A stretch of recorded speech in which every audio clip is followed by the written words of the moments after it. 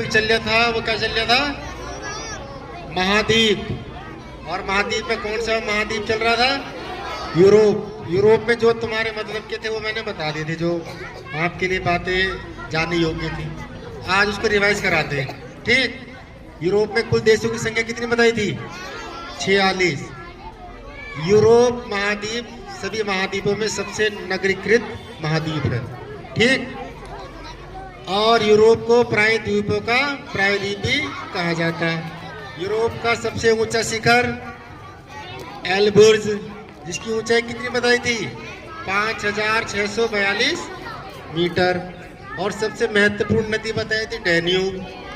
और सबसे लंबी नदी बताई थी वोल्गा। फ्रांस की राजधानी पेरिस। और पेरिस जो बसा हुआ वो सी नदी किनारे बसा हुआ।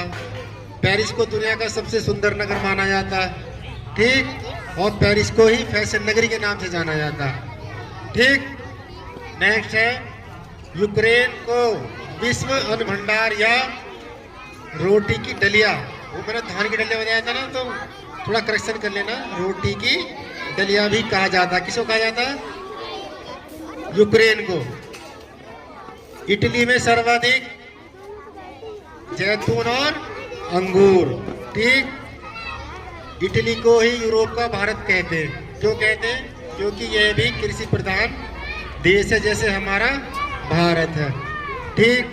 यूरोप के फिनलैंड देश को झीलों का देश कहते हैं। क्वेश्चन बनता है कि झीलों का देश किसे कहा जाता? फिनलैंड को, ठीक। बातें नहीं करेंगे। गल्फ स्ट्रीम जलधारा को यूरोप का गर्म कंबल कहते हैं, ठीक। और यूरोप में खेल का मैदान किसे कहा जाता? स्विट्जरलैंड को। स्विट्जरलैंड को यूरोप का खेल का मैदान कहते हैं।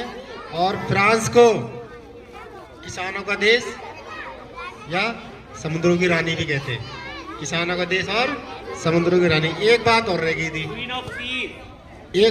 गई थी, यूरोप में किस देश, यूरोप में तुर्की को यूरोप का मरीज कहा जाता है।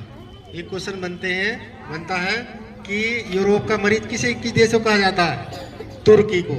क्योंकि 19वीं सदी में यहाँ राजनीतिक, आर्थिक और सामाजिक स्थिति बहुत खराब थी, इसलिए तुर्की को यूरोप का मरीज कहा जाता है। और अंग्रेजी में से टर्की कहते हैं।